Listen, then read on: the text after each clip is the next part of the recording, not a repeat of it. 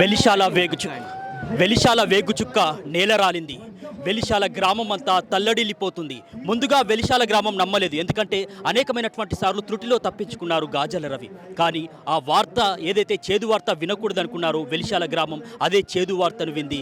So భౌతిక కాయం రాగానే కన్నింటి పర్యంతమవుతున్నారు. చిన్ననాటి స్నేహితులు, బంధువులు, కుటుంబ సభ్యులు ఆయనతో ఉన్నటువంటి అనుబంధాన్ని యాదికి చేసుకుంటున్నటువంటి పరిస్థితి. మనతో పాటు వారి సోదరులు గాజర్ల అశోక్ గారు ఉన్నారు. సో గాజర్ల రవి క్రియాశీలక ఉద్యమంలో అడవిబాట పట్టి ప్రజల కోసం తుపాకీ పట్టారు, న్యాయం కోసం న్యాయం చేయాలని. సో వారితో ఉన్న అనుబంధాన్ని ఒకసారి గుర్తు చేసుకుంటారు. అదే ఇప్పుడు ఆయన తీసుకొచ్చి అక్కడ పెట్టాము. ఇన్ని వందల మంది, వేల మంది, వీళ్ళంతా మా రక్త బంధువులు ఏం కాదు. వీళ్ళందరికీ ఆయనతో ఏ బంధం ఉందో మరి ఇప్పుడు సమాజము చూస్తున్నది, ఈ ప్రభుత్వాలు చూస్తున్నాయి. ఇన్ని వేల మంది ఇంకా మేము వస్తున్నాము, మా కోసం డెడ్ బాడీని ఆపాలి, ఏమైనా పర్వాలేదు మా కోసం కనీసం దయచేసి ఆపండి అని ఇంకా చాలా వందల కొద్ది ఫోన్లు వస్తున్నాయి. ఈ రాష్ట్రంలోనే కాదు, ఆంధ్రప్రదేశ్ రాష్ట్రంలో, ఇతర రాష్ట్రాల నుంచి, ఒరిస్సా రాష్ట్రం నుంచి కూడా చాలామంది మేము చేరుకోగలుగుతామో లేదో మా కోసం డెడ్ బాడీని ఆపాలి ప్లీజ్ అని చెప్పేసి చాలామంది రిక్వెస్ట్ చేస్తున్నారు. అంటే ఇన్ని వేల మంది, ఇన్ని లక్షల మంది అభిమానాన్ని, ఇంత ప్రేమని ఆయన ఎట్లా సంపాదించిండు అనేదే ఇవాళ ఈ దేశంలో జరగాల్సిన ప్రధానమైన చర్చ. ఎందుకంటే ఆయనే ఇక్కడ ఈ భూమి మీద, వెలిశాల గ్రామంలోని ఈ భూమి మీద ఆయన పుట్టాడు. ఒక సాధారణ కింది స్థాయి, దిగువ స్థాయి మధ్యతరగతి కుటుంబంలో పుట్టినటువంటి గాజర్ల రవి అనే వ్యక్తి ఇవాళ ఈ ఊరును, ఈ పల్లెను దాటి ఆయనే తన కుటుంబాన్ని, తన బంధుత్వాన్ని, తన స్నేహితులను అందరినీ వదులుకొని ఇంతకంటే భిన్నమైన, ఇంతకంటే గొప్పదైన సమాజం ఇంకేదో ఉంది, దాన్ని అర్థం చేసుకోవాలి, దాన్ని అర్థం చేసుకుంటే మాత్రమే సరిపోదు. చాలామంది సమాజాన్ని, సమస్యల్ని అర్థం చేసుకుంటారు, కానీ అర్థం చేసుకోవడం ఒకటే సరిపోదు.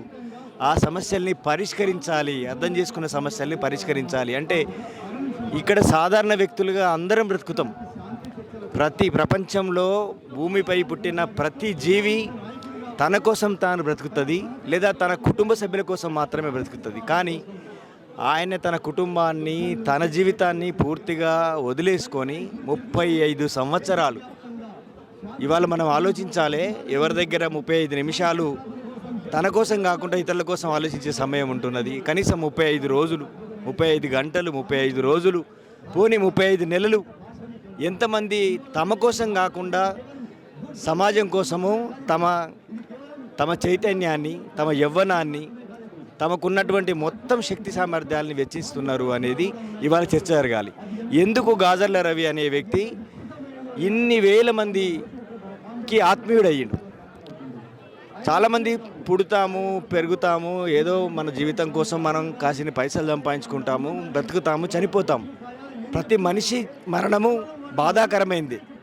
ప్రతి మనిషి మరణానికి ఎన్నో గుండెలు స్పందిస్తాయి. కుటుంబ సభ్యుల నుంచి మొదలు పెడితే వాళ్ళు చేసినటువంటి మంచి పనుల ఆధారంగా ఇంకొంచెం వాళ్ళ పరిధి పెంచుకొని స్పందిస్తాయి. కానీ ఇవాళ ఆయనే గాజర్ల రవి అనేటువంటి ఒక నాయకుడు తన పుట్టిన భూమికి కాకుండా తాను ఈ జిల్లాను, ఈ మొత్తం రాష్ట్రాన్ని దాటి అనేక రాష్ట్రాల గుండా ప్రయాణం చేసి ఆయన ఒక ప్రపంచ స్థాయిలో గుర్తింపు పొందిన నాయకుడుగా ఇవాళ ఈ దేశంలో ఎదిగిండు. అయితే ఈ ఎదుగుదల మనం చూస్తున్నాం. చాలామంది చాలా రకాలుగా ఎదిగే వాళ్ళు ఉంటారు, డబ్బుతో ఎదిగే వాళ్ళు ఉంటారు, లేదా కుటుంబ వారసత్వంగా వచ్చినటువంటి రాజ్యాధికారం అనేటువంటి వాళ్ళ కుటుంబాలకు వారసత్వంగా వస్తున్నటువంటి ఒక రాజకీయ అధికారం ద్వారా ఎదిగే వాళ్ళు ఉంటారు, లేదా కొంతమంది చదువుకొని ఎదిగే వాళ్ళు ఉంటారు, ఇంకో రకంగా ఎదిగే వాళ్ళు ఉంటారు. కానీ ఆయన జస్ట్ ఇంటర్మీడియట్ కాలేజీ వరకే చదువుకున్నాడు. కానీ తాను ప్రపంచాన్ని అధ్యయనం చేసే పనిలో ఆయన పూర్తిగా తనను తాను అంకితం చేసుకున్నాడు. సరే, ఇప్పుడు ఆయన ఇక్కడి నుంచి బయలుదేరి ఇన్ని ప్రాంతాలు, ఇన్ని రాష్ట్రాలు, ఈ దేశంలోని చాలా రాష్ట్రాలు, చాలా ప్రాంతాలు తిరిగి ఆయన చేసింది ఏంటిది అన్నట్టుగా ఇన్ని లక్షల మంది అభిమానాన్ని కూడగట్టుకున్నాడు. ఇది ఏం చేసినా రాదు. నువ్వు ఎన్ని డబ్బులు పెట్టినా, ఎంత అధికారంకి వచ్చేటువంటి ఓట్లు కొనుక్కున్నా కొన్ని రోజుల వరకే ఆ నాయకున్నో లేదా ఆ పార్టీనో ఆ వ్యక్తినో గుర్తుపెట్టుకుంటారు. కానీ ఇక్కడికి వస్తున్న వాళ్ళు కేవలం శవాన్ని చూడడం కోసం మాత్రమే వస్తలేరు. ప్రతి ఒక్కరూ వాళ్ళు మాతో వాళ్ళ దుఃఖాన్ని పంచుకుంటున్నారు. ఈ దుఃఖం ఎక్కడిది? ఈ దుఃఖం ఏం రక్తబంధంతో వచ్చిందా, ఫ్రెండ్షిప్తో వచ్చిందా? కాదు. ఈ దుఃఖం వెనుక ఒక బలమైన కారణం ఉన్నది. ఆ కారణం ఏంటంటే వాళ్ళ సమస్యల కోసం ఆయనే తన జీవితాన్ని అర్పించండి అనేటువంటి ఆత్మీయ భావం వాళ్ళలో నిండి ఉన్నది. ఆ ఆత్మీయ భావాన్ని వ్యక్తం చేసుకోవడానికి వాళ్ళు దుఃఖం రూపంలో తెలియజేస్తారు. కాబట్టి గాజర్ల రవి అనేటువంటి వ్యక్తి ఇవాళ ఒక వ్యక్తిగా లేడు, ఆయన ఒక వ్యవస్థగా మారిండు. ఆయన ఒక ప్రపంచానికే ఒక మార్గనిర్దేశం చేయాలనేటువంటి ఒక సిద్ధాంతం కోసము తనను తాను ఒక 35 సంవత్సరాల పాటు అర్పించుకొని తన జీవితాన్ని ప్రజల కోసం దారబోసినటువంటి ఒక గొప్ప వ్యక్తి గాజర్ల రవి. గాజర్ల రవి, గాజర్ల సారయ్య, వాళ్ళ సోదరుడిగా నేను, వాళ్ళ సోదరులుగా ఉన్నటువంటి మిగతా 2 సోదరులు, మా కుటుంబం అంతా కూడా ఒక సామాజిక నేపథ్యం నుంచి మేము ఎదిగిన వ్యక్తులం. అంటే మా అమ్మ కనకమ్మ, మేము మా నాన్న మా చిన్నప్పుడే చనిపోతే మమ్మల్ని అందరినీ అక్కున చేర్చుకొని మా అమ్మ మమ్మల్ని ఎంతో కష్టపడి అనేక కష్ట నష్టాల పాలై మమ్మల్ని తిండి పెట్టి పెంచడం ఒకటే చేయలేదు, మాకు తిండి పెట్టడంతో పాటుగా మాకు విద్యాబుద్ధులు నేర్పించడంతో పాటుగా మాకు ఒక బాధ్యతను, ఒక ఆదర్శాలను, ఒక సమాజం పట్ల ఒక అవగాహనను కూడా మా అమ్మ నేర్పింది మాకు. మా అమ్మ నేర్పినటువంటి సామాజిక అవగాహన ఏదైతే ఉందో, మనం మన కోసం మాత్రమే బతకడం కాదు బిడ్డ, మన చుట్టూ ఉన్న వాళ్ళ కోసం ఎంత వీలైతే అంత మనం సహాయం చేయాలి. వాళ్ళ కష్టాలు వచ్చినప్పుడు, బాధలు వచ్చినప్పుడు మనం స్పందించాలి మనుషులుగా, మనలో మనమే మిగిలిపోకూడదు అని తన జీవితంలో చేస్తూ మాకు నేర్పింది. ఆ ఆదర్శాలు పుణికిపుచ్చుకున్నటువంటి మేము మా అమ్మ అడుగుజాడల్లో సమాజం గురించి ఆలోచించడం నేర్చుకున్నాం. సమాజం గురించి ఆలోచించడం నేర్చుకున్నప్పుడు ఈ దేశంలో నేను మేము బడికి వెళ్ళినప్పుడు మా బడిలో ఒక స్కూలులో ఒక గేయం వచ్చేది, మైక్ వేస్తే ఆ మైకులో ఒక గేయం వచ్చేది.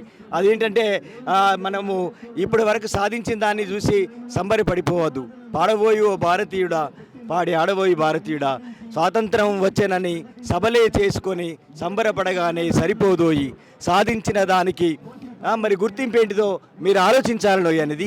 అప్పుడు మా అమ్మ నేర్పుతున్నటువంటి ఏదైతే సామాజిక అవగాహన ఉందో, మేము స్కూల్లో నేర్చుకుంటున్నటువంటి మా పంతులు నేర్పుతున్నటువంటి సామాజిక అవగాహన ఏదైతుందో, మేము ఆ పాటలో విన్నటువంటి సామాజిక అవగాహన ఏదైతుందో, ఇంకా ఈ దేశంలో స్వాతంత్రం వచ్చిన తర్వాత కూడా అందాల్సినటువంటి అభివృద్ధి ఫలాలు, సంక్షేమ ఫలాలు అందడం లేదు. అన్నిటికంటే ఘోరంగా అమానుషమైనటువంటి కుల వ్యవస్థ ఏదైతే ఉందో, కింది కులాల్ని తొక్కిపెడుతూ వాళ్ళని బానిసలుగా చూస్తూ వాళ్ళతో వెట్టి చాకరీ చేయించుకుంటూ కింది కులాల్లోని మహిళలని కేవలం ఆట వస్తువులాగా పెత్తందారులు, భూస్వాములు వాళ్ళ మీద అత్యాచారాలు చేస్తూ శ్రమ దోపిడీతో పాటుగా అన్ని రకాల దోపిడీ చేస్తున్నటువంటి ఒక వ్యవస్థ మన కళ్ళ ముందున్నది. ఇది మారకుండా ఈ దేశంలో స్వాతంత్రం వచ్చినట్టు కాదు, ఈ దేశంలో స్వాతంత్ర ఫలాలు అందినట్టు కాదని మా అమ్మ ద్వారా నేర్చుకున్న మేము విద్యాకాలంలో నేర్చుకున్నటువంటి మేము ఇవాళ ఈ సమాజంలో జరిగేటువంటి అన్యాయాలకు వ్యతిరేకంగా పోరాటం చేయాలనేటువంటి పోరాటాల పంతానించుకున్నాము. అట్లా మేము మా గ్రామంలో, మా కుటుంబంలో మేము కలిసి ఉన్న కాలం చాలా తక్కువ. మా ఎక్కువ కాలము మా యవ్వనము మాకు ఇవాళ వృద్ధాప్యం కూడా వస్తున్నది. ఆయన అయితే ఇవాళ 56, 57 సంవత్సరాల వయసులో విగత జీవిగా తిరిగి ఇంటికి వచ్చిండు. 35 సంవత్సరాలు, ఆయన 55, 56 సంవత్సరాల వయసులో ఆయన ఎక్కువ కాలం జీవితము అంటే ఒక 20 ఏళ్ళు మాత్రమే లేదా 21 సంవత్సరాలు మాత్రమే మా కుటుంబంతోనో ఈ ప్రాంతంతోనో సంబంధాల్లో ఉన్నాడు. ఆ తర్వాత ఎక్కువ కాలం ఆయన జీవితం అంతా కేవలం ప్రజాసేవలో, ప్రజా జీవితం కోసం మళ్ళీ నిస్వార్థంగా ఎలాంటి స్వార్థం లేని జీవితాన్ని గడుపుతూ ప్రజలకు అంకితమైండు. ఆయన బాటలో, ఆయన కంటే ముందు మా సోదరుడు గాజర్ల సారయ్య అలియాస్ ఆజాదు ఆ బాటలో నడిచిండు. ఆ బాట నించుకున్నటువంటి గణేష్ వెనుదిరగకుండా చివరి ప్రాణము, చివరి ఊపిరినంత వరకు కూడా మేము ప్రజల కోసం నిలబడతాం, ప్రజల కోసం చనిపోతాం అనేది ఆయనే మాట ఇచ్చి నిలబడ్డాడు.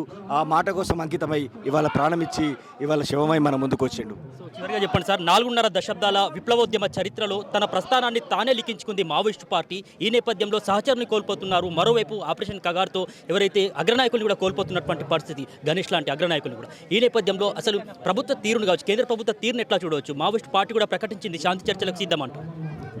అంటే కేంద్ర ప్రభుత్వం అనేది ఈరోజు ఈ దేశంలో ఆర్ఎస్ఎస్ ఆధ్వర్యంలో కొనసాగుతున్నటువంటి బీజేపీ ప్రభుత్వం ఏదైతే ఉందో, వాళ్లకు రాజ్యాంగ సూత్రాలతోని ఏ మాత్రము వాళ్ళు పొసగరు. వాళ్ళు కేవలము ఉన్నత వర్గాల కోసం పనిచేసేటువంటి పార్టీ ఈ దేశంలో బీజేపీ పార్టీ, ఆర్ఎస్ఎస్ పార్టీ. పేదలన్నా, బడుగు బలహీన వర్గాలన్నా బీజేపీకి కానీ ఆర్ఎస్ఎస్ కానీ ఎన్నడూ ప్రేమ లేదు. అది ఆనాడు స్వాతంత్ర ఉద్యమంలో పాల్గొనలేదు. ఆ తర్వాత ఈ దేశంలో జరిగినటువంటి అనేక పోరాటాల్లో దాని పాత్ర లేదు. ఇంకా వాళ్ళు అవసరమైతే విధ్వంసాలు సృష్టించి విద్వేషాలు రెచ్చగొట్టి కులాల మధ్య, మతాల మధ్య, జాతుల మధ్య విద్వేషాలను రెచ్చగొట్టడం ద్వారా ఈ దేశాన్ని విభజించి పాలించమని బ్రిటిష్ వాడు చూపెట్టినటువంటి సిద్ధాంతాన్ని పూర్తి స్థాయిలో అమలు చేస్తున్న వాళ్ళు ఎవరైనా ఉన్నారంటే ఈ దేశంలో అది బీజేపీ పాలకులు ఒక్కరు మాత్రమే. వాళ్ళకి ఇవాళ ఉన్న ఎజెండా ఒక్కటే, ఈ దేశంలో బడుగు బలహీన వర్గాలను పేదలను ఆదుకోవడం కాదు వాళ్ళ లక్ష్యము, రాజ్యాంగాన్ని అమలు చేయడం కాదు వాళ్ళ లక్ష్యము, ప్రజాస్వామ్యాన్ని అమలు చేయడం కాదు వాళ్ళ లక్ష్యము. వాళ్ళకున్న ఏకైక లక్ష్యము పేదలను కొట్టాలి, పెట్టుబడిదారులకు పెట్టాలి. పేదలకు ఉన్నటువంటి సంపత్తిని, పేదలకున్న శ్రమని, పేదలకున్న విజ్ఞానాన్ని దీన్నంతా కొల్లగొట్టి కేవలం పెట్టుబడిదారుల జేబులు నింపాలనేటువంటి లక్ష్యంతోనే ఈ దేశంలో బీజేపీ పరిపాలన కొనసాగిస్తున్నది. మరి అలాంటి బీజేపీకి ఖచ్చితంగా మావోయిస్టులు వ్యతిరేకంగానే ఉంటారు. ఎందుకు వ్యతిరేకంగా ఉంటారంటే వీళ్ళ సిద్ధాంతము సమసమాజం ఏర్పడాలని వీళ్ళ సిద్ధాంతము. ఒక దోపిడీదారుడు, ఒక ఆస్తిపరుడు, ఒక సంపన్నుడు ఉండడము, ఒక పేదోడు, ఒక శ్రమజీవి, ఓ అణగారిన వర్గాలు ఉండడం అనేది ఈ దేశంలో సరైంది కాదు. అందరూ సమానంగా బ్రతికే సమాజం రావాలనేది ఇవాళ మావోయిస్టులు కోరుకుంటున్నారు. కానీ పేదలను మరింత పేదలుగా ఉంచాలి, కులాల మధ్య అంతరాలు అలాగే కొనసాగించాలి, మనధర్మ శాస్త్రాన్ని కొనసాగించాలి, రాజ్యాంగాన్ని పక్కన పడేసి మనధర్మాన్ని అమలు చేస్తూ ఈ దేశంలో పేదలను, బడుగు బలహీన వర్గాలను, అణగారిన వర్గాలను మరింత అనగదొక్కి కారు చౌకగా వాళ్ళ శ్రమను దోపిడీ చేయాలి, కారు చౌకగా వాళ్ళ విజ్ఞానాలను దోపిడీ చేయాలి. అట్లాగే ప్రజలకు సంబంధించినటువంటి ఈ దేశంలో ఉన్నటువంటి అనేక వనరులని, లక్షల కోట్ల విలువ చేసేటువంటి ముడి సరుకులు వనరులు, ఏదైతే ఖనిజ వనరులు ఉన్నాయో వనరులన్నింటినీ కొల్లగొట్టి గంపగుత్తగా పెట్టుబడిదారుల జేబులు నింపాలనేది బీజేపీ దేశంలో కంకణం కట్టుకుని పనిచేస్తున్నది. ఒక అదానిని, ఒక అంబానీని, ఆమె అరుంధతి రాయ్ లాంటి రచయిత చెప్పినట్టుగా ఇద్దరు గుజరాతీలు ఈ దేశాన్ని అమ్ముతుంటే ఇద్దరు గుజరాతీలు ఈ దేశాన్ని కొనుక్కుంటున్నారు. ఆ ఇద్దరు అమ్ముతున్న గుజరాతీలు నరేంద్ర మోడీ, అమిత్ షా. ఈ కొంటున్న గుజరాతీలు ఇవాళ ఎవరైతే అంబానీ, అదానీలు ఉన్నారో ఈ దేశాన్ని వాళ్ళు కొంటున్నారు.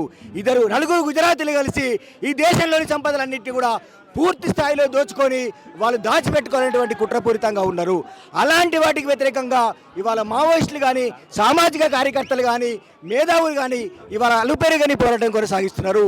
ఎన్ని కష్ట నష్టాలు ఎదురైనా, ఎన్ని త్యాగాలు చేసైనా పోరాటం ఆపకుండా వీళ్ళు కొనసాగిస్తున్నారు. కాబట్టి వీళ్ళని అడ్డు తొలగించుకుంటే తప్ప ఈ ప్రజలను దోపిడీ చేసుకోవడం బీజేపీకి సాధ్యం కాదు.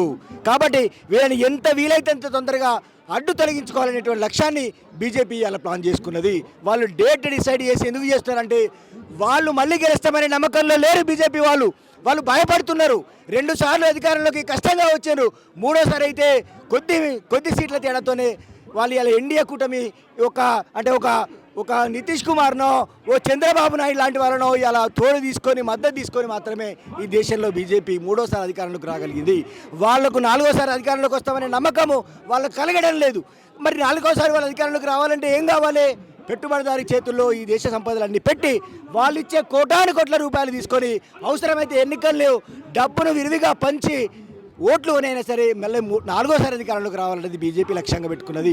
ఆ లక్ష్యానికి ఖచ్చితంగా మావోయిస్టులు వ్యతిరేకము. మావోయిస్టులు సమసమాజం ఏర్పడాలని కోరుకుంటున్నారు, మావోయిస్టులు అసమానతలు పోవాలని కోరుకుంటున్నారు, మావోయిస్టులు పేదరికం పోవాలని కోరుతున్నారు, మావోయిస్టులు నిరుద్యోగం పోవాలని కోరుతున్నారు, మావోయిస్టులు ఎక్కడైతే ఇవాళ అణచివేత కొనసాగుతుందో అణచివేత లేకుండా ఉండాలని కోరుతున్నారు. కనీసము మీరు చెప్పిన 75 సంవత్సరాలుగా విరాజిల్లుతున్నారని చెప్తున్న మీ రాజ్యాంగపు కనీస మూల సూత్రాల్ని అమలు చేయాలని కోరుతున్నారు మావోయిస్టులు. ఆ అమలు చేయడంలో భాగంగానే మీ రాజ్యాంగ సూత్రాల ప్రకారము మేము ప్రజల సమస్యలు తీసుకొని చర్చకు రావడానికి సిద్ధంగా ఉన్నామని వాళ్ళు తెలియజేస్తున్నారు. చర్చకు రావడానికి సిద్ధంగా ఉండడము వాళ్ళ దృష్టిలో, అంటే ఈ భారతదేశంలో పరిపాలన చేస్తున్న బీజేపీ పాలకుల దృష్టిలో మావోయిస్టులు కొన్ని దెబ్బలు తిన్నారు, నష్టపోయారు. కాబట్టి వాళ్ళు భయపడి చర్చలకు వస్తున్నారు అనేది బీజేపీ భావిస్తున్నది. అది చాలా తప్పు. ఎందుకంటే మావోయిస్టులు కనుక చర్చలకు వస్తే, ప్రభుత్వం కనుక చర్చలు కూర్చొని చర్చలు చేయాల్సి వస్తే మావోయిస్టులు ఏ విషయాలు చర్చకు పెడతారు? వాళ్ళకు సొంత ఎజెండా ఏం లేదు. వాళ్ళ ఆస్తులు అదాని అంబానీ లెక్క ఆస్తులు కాపాడుకోవాల్సిన అవసరం వాళ్ళకి ఏం లేదు. వాళ్ళకున్న ఎజెండా ఒక్కటే, అది ప్రజా సమస్యలే. ప్రజా సమస్యల్లో ముఖ్యంగా ఈరోజు ఆదివాసీ ప్రాంతాల్లో ఏదైతే దాడి కొనసాగుతున్నదో, ఆదివాసీ ప్రాంతాల్లో ఏదైతే ఇవాళ ప్రభుత్వం పెద్ద ఎత్తున హింస చేస్తున్నదో దాన్ని ఆపాలని మావోయిస్టులు కోరుతారు. ముఖ్యంగా ఆదివాసీ ప్రాంతాల్లో రాజ్యాంగం కల్పించిన హక్కు ఏదైతే ఉందో, సుప్రీంకోర్టు ద్వారా వచ్చేటువంటి హక్కులు ఏవైతే ఉన్నాయో, 5th షెడ్యూల్, అటవీ హక్కుల చట్టము, అట్లాగే 1/7 చట్టం ఏదైతే ఉందో అవి అమలు కావాలని మావోయిస్టులు ప్రధాన ఎజెండాగా రేపు చర్చలకు వస్తారు. అది వస్తే ఇవాళ బీజేపీ అంబానీ అదానుల కోసం పెట్టుకున్న ఎజెండా ఆగిపోతుంది. కాబట్టి ఆ ఎజెండా కొనసాగాలంటే ఖచ్చితంగా మావోయిస్టులను చర్చలకు రాకుండా ఆపేసి వాళ్ళని నిర్మూలించాలనేటువంటి ఏకైక లక్ష్యంతో బీజేపీ కుట్రపూరితంగా ఇది చేస్తున్నది. అయితే చరిత్రలో చాలా ఉద్యమాలు మనం చూసినాము. ఇదే నక్సల్బరీ ఉద్యమానికి సంబంధించి ఈ దేశంలో తెలంగాణ సాయుధ పోరాటం కొనసాగింది, ఈ దేశంలో ఒక శ్రీకాకుళం ఉద్యమం కొనసాగింది, ఈ దేశంలో నక్సల్బరీ ప్రాంతంలో కూడా ఉద్యమం కొనసాగింది. వీటన్నింటినీ అణిచేసినమని పాలక వర్గాలు చాలా గొప్పగా చెప్పుకున్నాయి. కానీ మళ్ళీ తిరిగి ఇవాళ మళ్ళీ అదే జరుగుతున్నది. కాబట్టి ఉద్యమాలు ఆగిపోవు, మా వ్యక్తుల్ని చంపినంత మాత్రాన ఉద్యమాలు ఆగిపోవు అనేది మేము చెప్పదలుచుకున్నాం. సో మొత్తానికి ఇది సమాజ స్థాపన కోసం అగ్రవర్ణాల దోపిడిని అణిచివేయడానికి ఏదైతే బడుగు బలహీన వర్గాల ప్రజల కోసం మరి అడవి బాట పట్టినటువంటి గాజర్ల గణేష్ లాంటి వాళ్ళని మరి చంపేయడం ద్వారా ఉద్యమం అనేది ఆగిపోదు అని చెప్పేసి మరి సోదరుడు గాజర్ల అశోక్ చెప్తా ఉన్నారు.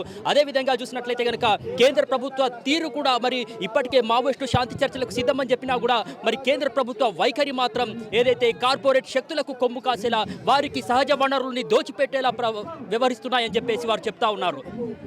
వీడియో జర్నలిస్ట్ సత్యనారాయణతో వెలిశాల నుంచి సమీర్, ఆర్బీ న్యూస్.